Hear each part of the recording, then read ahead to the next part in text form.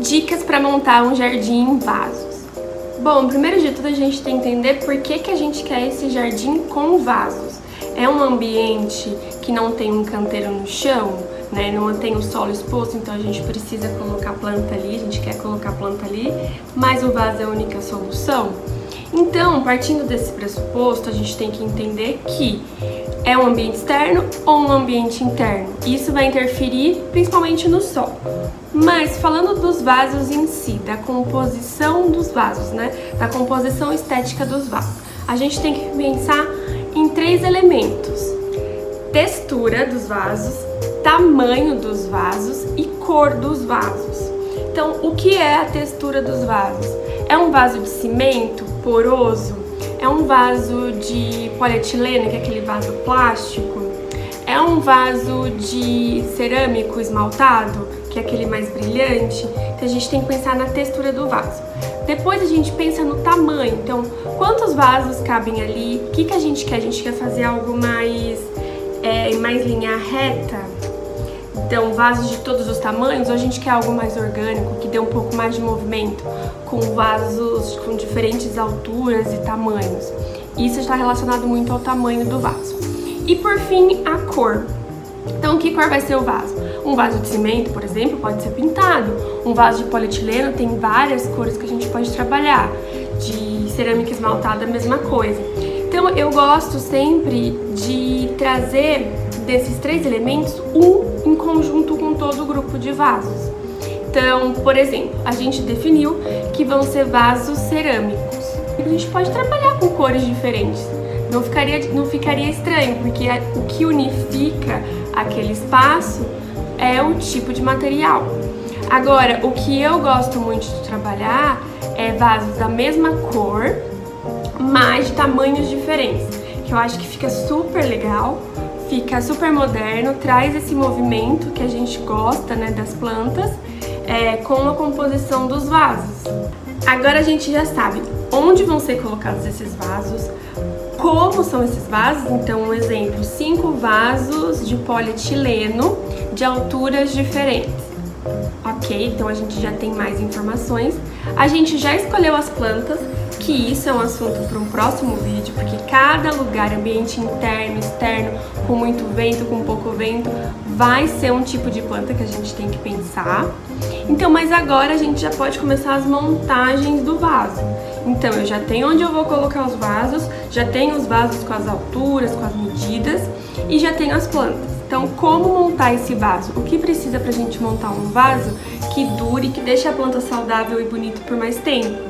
Eu falo mais tempo porque algumas plantas elas vão precisar ser trocadas de vaso, porque elas crescem, as raízes crescem, então vai precisar ter uma manutenção.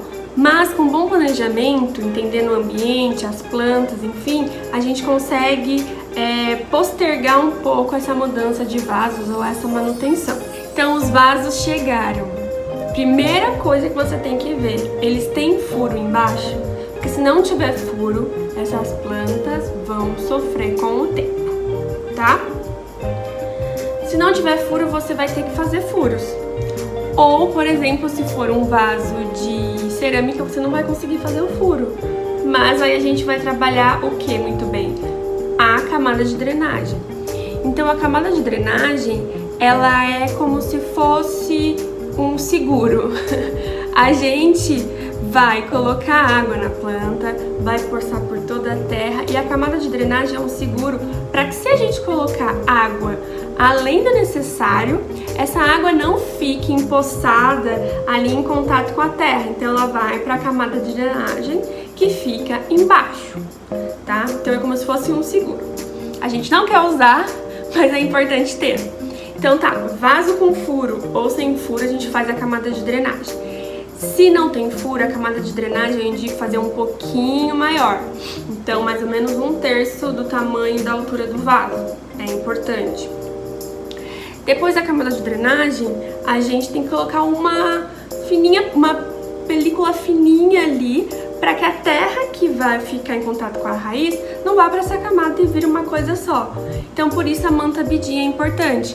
A gente trabalha muito com a manta Bidim porque ela é um material reciclado de plástico, ou seja, ela vai ficar na natureza por muitos anos ainda, então até você trocar aquele vaso, fazer a manutenção, ela não vai apodrecer, diferente, por exemplo, se a gente colocar algum tecido natural, né? Algum pano, alguma camiseta velha, você pode pôr, só que saiba que dependendo do tempo que você for fazer a manutenção desse vaso, já vai estar um bololô todo ali, tá? Camada de drenagem, manta Bidim, agora a gente coloca o substrato. O que eu gosto de fazer? Põe um pouquinho de substrato embaixo, vejo a altura do torrão, que é a altura do torrão, o que é o torrão? O torrão é a terra que envolve todo aquele nivelamento, aquele novelado de raiz, tá? Vou pegar aqui pra vocês verem. Então aqui, o que é o torrão? O torrão é isso aqui, não vou tirar senão vai fazer muita sujeira. Mas isso aqui é o torrão, tá vendo? Quando a gente puxa do vaso, que aí ele vem com a planta inteira, ou em partes, ele é o torrão. Colocamos então um pouquinho de terra ali embaixo, ajeitamos o torrão, vemos a altura que ele tem que ficar. Lembrando que não pode ficar muito embaixo, porque a gente não pode soterrar partes da planta. O que tem que ficar embaixo da terra são as raízes, tá? E aí depois a gente só vem preenchendo com terra, com o substrato que a gente comprou. Vaso preenchido com uma terra, a plantinha tá lá bonita. Agora o que você vai fazer? Regar. É muito importante que quando a gente transplanta uma planta de um lugar para um outro, uma casinha para outra, mesmo de um vaso para um canteiro, ou de um vaso para um vaso, de um canteiro para um canteiro, é muito importante a gente fazer a rega, tá? Então a gente precisa regar. E é muito comum a gente, quando tá regando, a terra ir acomodando, até porque tem muito espaço com ar ali dentro, né? Porque a gente, quando coloca a terra, não vai ficar apertando para machucar as raízes. Então, quando a gente faz a rega, que é uma rega em abundância, com bastante água por todo o vaso, a gente vai ver que vai acomodando a terra e você provavelmente vai ter que colocar mais terra. Tudo bem? É normal, tá? Uma coisa que deixa o acabamento do vaso mais bonito e retém mais a umidade do vaso, ou seja, você vai ter que espaçar mais as regras, é fazer um acabamento em cima da terra com casca de pinos, com argila expandida, com pedrisco, com seixos. Então fica ali um espaço bem bonito, um acabamento, e também é funcional, porque vai reter mais, vai deixar a umidade mais ali no vaso, não vai evaporar como se tivesse sem essa camada. A minha sugestão é sempre a gente colocar casca de pinos. Então você vai encontrar aquelas cascas, né, aquelas madeirinhas. Por que eu gosto muito dela?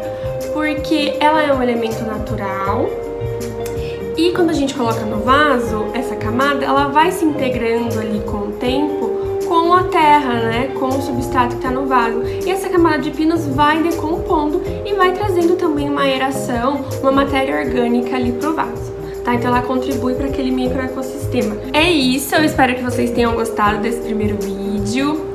Se você quer que a gente traga aula prática das montagens de vaso, deixa aqui nos comentários. E se você tiver também alguma sugestão de vídeo que a gente possa fazer, a gente também tá super aberto aí a conversar e interagir mesmo com vocês, que é uma via de mão dupla aqui. Até a próxima, tchau, tchau!